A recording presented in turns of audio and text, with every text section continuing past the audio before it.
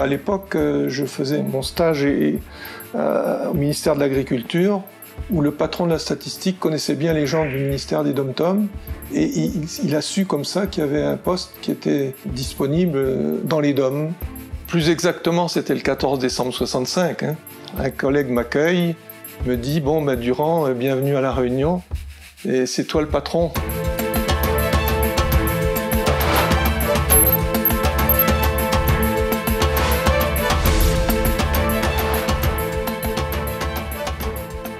Je suis arrivé comme quelqu'un qui ne sait pas nager, on m'a poussé dans la piscine. On m'a dit, bon, vous êtes VAT, vous faites votre service militaire, maintenant il faut mettre en place l'INSEE Réunion. On va vous envoyer des crédits, vous allez pouvoir recruter quelques personnes, et puis il faut continuer à mener à bien les opérations en cours. Cette enquête sur les ménages de Saint-Denis, une enquête sur les budgets des ménages en milieu rural, se profilait le recensement de 67. Je suis arrivé dans une île qui, à l'époque, c'était un peu une île qui sortait peu à peu de son sommeil colonial, puisque la départementalisation avait été décidée 20 ans avant, en 1946. La préfecture, à l'époque, était fâchée avec les chiffres. Parce que ces chiffres étaient tellement accusateurs qu'il fallait ou ne pas en parler, ou les falsifier. Les chiffres qui étaient les plus éloquents, c'était l'augmentation de la population et l'augmentation parallèle du chômage.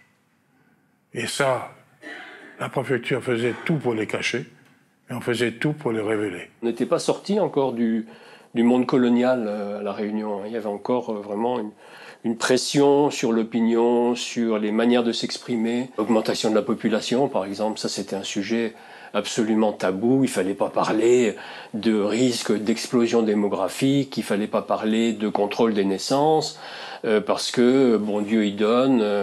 On parlait pas non plus des marches dans le feu, on parlait pas du Nouvel An chinois, on ne parlait que d'une partie de la société et que d'un bord politique de la société. L'émergence d'un service statistique un peu structuré ne pouvait que ravir les démocrates. Le PCR et d'autres partis d'ailleurs ont toujours apprécié l'alimentation du débat public par des statistiques de plus en plus fiables, quoi. Alors, la préfecture nous logeait, nous fournissait de matériel, donc les bureaux, on était vraiment très dépendants, quoi. Et grâce à donc la mise en place de l'INSEE Réunion par la direction générale a permis petit à petit de se dégager. Et un des actes majeurs, c'était donc de louer un local. Donc on a loué ce local dans lequel on est resté de 66 à 73.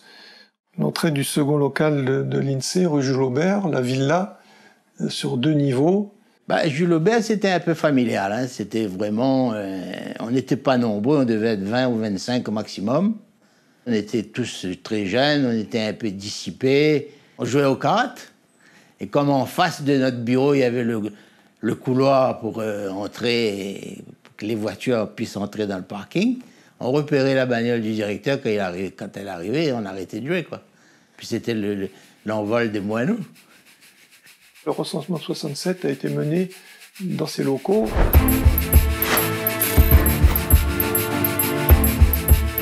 Charles Durand et puis avec un autre collègue avaient commencé à faire déjà toutes les formations et pour le recrutement des enquêteurs. On a préparé ça sur 6 mois à peu près. Les questionnaires étaient préparés et envoyés de métropole, et puis nous on assurait la formation et la mise en place des questionnaires. Et puis les tournées sur le terrain. Je crois qu'on a recruté au total dans l'île environ 800 personnes. Je voyais les enquêteurs tous les jours, enfin pas chacun, mais à tour de rôle, je tournais dans les communes, j'allais dans les mairies où j'avais rendez-vous avec eux. Et puis quand les dossiers étaient complets, je les ramenais à Saint-Denis. Le gros du recensement était traité à Bordeaux. Les résultats étaient considérés comme meilleurs que ce qu'on avait auparavant dans la méthode qui se faisait autrefois avec des équipes qui venaient de l'extérieur. Donc c'était déjà très satisfaisant.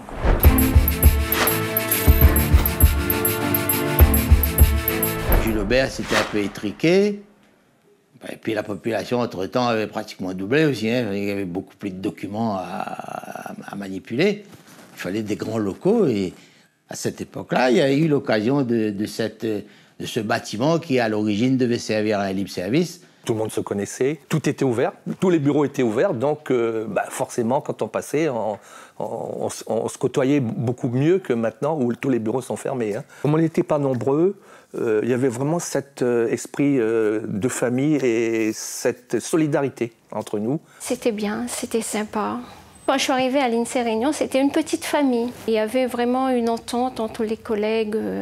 Surtout moi, j'étais au secrétariat, donc je voyais tout le monde passait par notre bureau. Donc c'était une vie que je n'avais pas connue à la DG. Le directeur suivant, donc c'était pour le nommer Monsieur Momal. Il a fait un constat puisque Charles Durand, même pendant ces 20 années, il n'a pas pu concrétiser tout ce qu'il voulait. Hein. Donc Monsieur Momal, quand il est arrivé, c'est là qu'il a pointé encore du doigt sur tout ce qui manquait. Hein, en ce qui concerne les moyens humains, moyens financiers et puis moyens matériels également. Hein.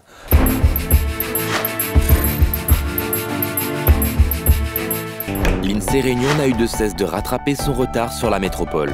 Malgré son éloignement géographique, sa capacité à innover et à s'adapter lui permet d'accéder en 1991 au statut de direction régionale. S'ensuit des tâches élargies et une profonde réorganisation du service qui coïncide avec les nouvelles exigences européennes en matière de données statistiques. Pendant la période où j'étais, quand même, on est passé des enquêtes ménages où on relevait tout sur un questionnaire papier, après avec des gens qui saisissaient, à la collecte assistée par informatique, avec les ordinateurs qu'on confiait aux enquêteurs et qui saisissaient directement les réponses, avec donc déjà un premier contrôle des résultats pour voir s'il y avait une cohérence dans les réponses des gens. Et ça a été possible grâce aussi au renforcement en moyens de personnel qualifié pour le faire. Au départ, il n'y avait que 4-5 cadres A. Aujourd'hui, nous en sommes à plus du triple. Donc voilà, ce qui fait qu'il y a eu un encadrement de qualité pour pouvoir permettre de développer aussi bien la collecte, l'analyse, la diffusion, etc. La réforme en 92, c'est une plus grande intégration de la direction régionale de l'INSEE à l'ensemble national. Alors on avait certainement à y gagner, mais il fallait que l'on se plie à la réforme de la métropole. Il y avait le service analyse et diffusion de l'information. Donc c'est celui qui était un peu la vitrine de l'INSEE sur l'extérieur. Il y avait le service production. Comme on disait nous-mêmes, on était un peu les soutiers de la statistique. On faisait le chiffre. Et puis le troisième service, c'était tout le service administratif, les moyens de production de la direction régionale.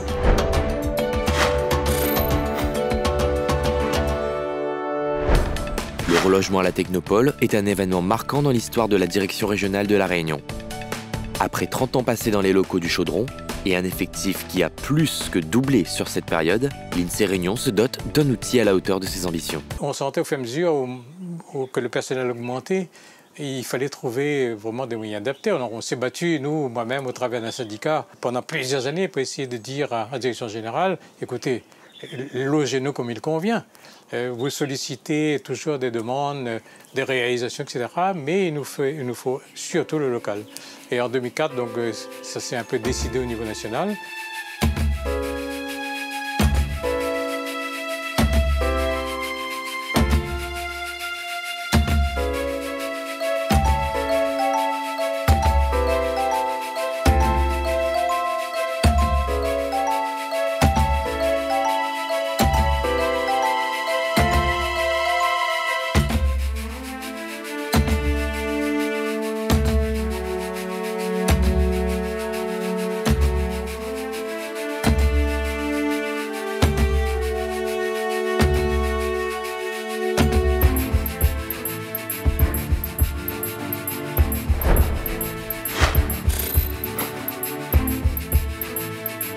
Collecter, diffuser, Analyser et comprendre. Diversifier. statistique. Organisation et référence. C'est la rigueur, c'est l'indépendance. Indépendant et performant. Efficacité, vigilance, passion, connaissance.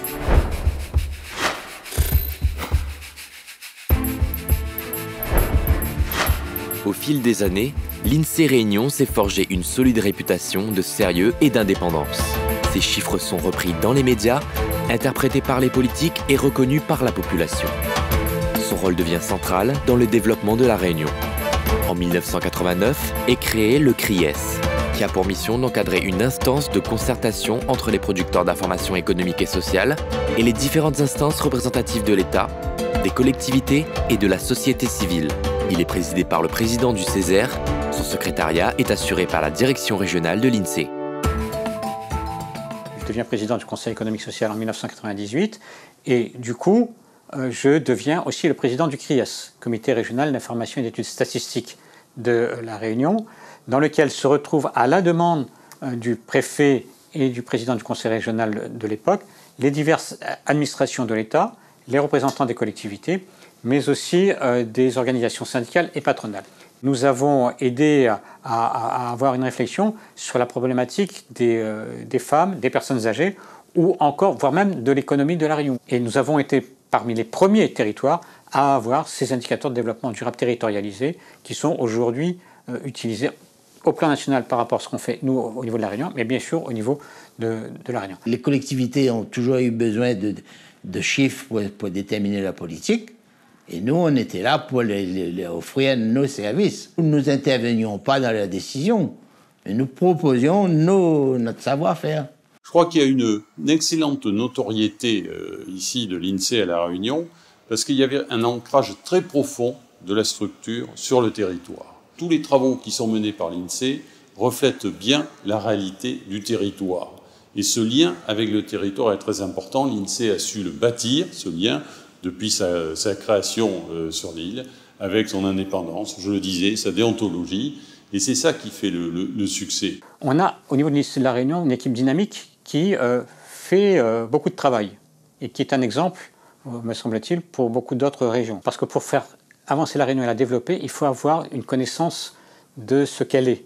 Pas simplement une connaissance sociétale, mais aussi une connaissance chiffrée d'où on est et de savoir quel est le chemin qu'on a à parcourir. Et ça, les gens de l'INSEE ont aidé à en prendre conscience. Je pense que cette capacité d'innovation et cette capacité à se mobiliser pour un projet, c'est important de la conserver. C'est probablement le résultat de l'histoire de cette direction régionale qui a souvent été un peu offensive pour faire progresser les sujets. Et je pense qu'il faudra essayer de le conserver à l'avenir, même si progressivement on rentre de plus en plus dans le moule métropolitain et dans le moule des autres directions régionales, ce qui est aussi très bien pour la production statistique.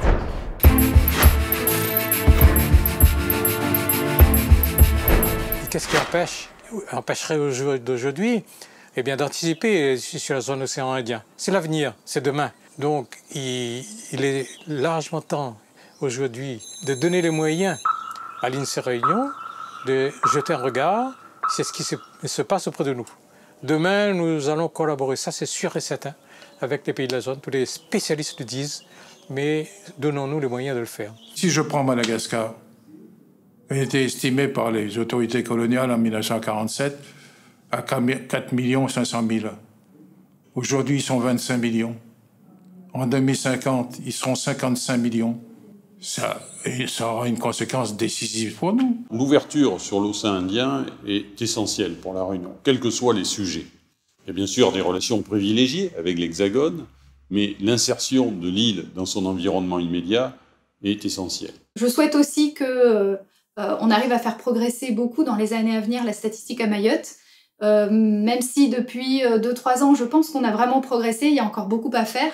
Et donc, Mayotte aura besoin de s'appuyer sur la Réunion pour y arriver.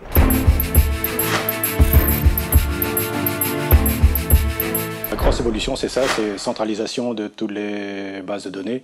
On va dire, on a maintenant un gros data center qui est situé à Metz et qui va gérer à terme tout l'INSEE. Alors, le big data, c'est à la fois un énorme challenge pour l'INSEE, mais à la fois, on a une bonne compétence acquise, parce qu'il faut savoir que quand on utilise des fichiers administratifs au niveau de chaque individu, c'est déjà des big data qu'on utilise. J'imagine bien que pour l'INSEE, oui, ça c'est un des grands défis. Disons qu'il y a une masse telle d'informations qui est disponible, mais l'information, là, ça va être au départ, une information presque individualisée. Un gros projet actuellement qui est porté au niveau national, c'est pour l'indice des prix à la consommation, utiliser directement pour certains produits, les données de caisse, les données enregistrées par les caisses Et ça permettrait de compléter énormément l'échantillon qui aujourd'hui est relevé par des enquêteurs sur le terrain, et donc d'avoir un indice des prix plus précis, peut-être plus localisé aussi sur des parties de territoire. Et donc là, c'est vraiment un projet qui est engagé et qui va nous permettre de nous améliorer grâce au big data privé.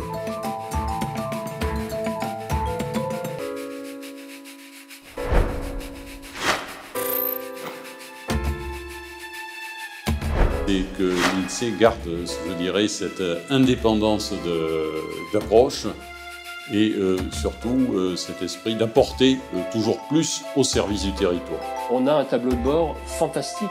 Bon, utilisons-le au maximum. J'espère que l'INSEE sera encore là dans 50 ans et que le travail partenarial qui est fait avec l'ensemble des élus de la Réunion et le monde économique et social puisse se poursuivre. Que cette petite direction régionale garde cet esprit d'initiative, cette envie et ces capacités d'innovation qui, à mon avis, sont essentielles.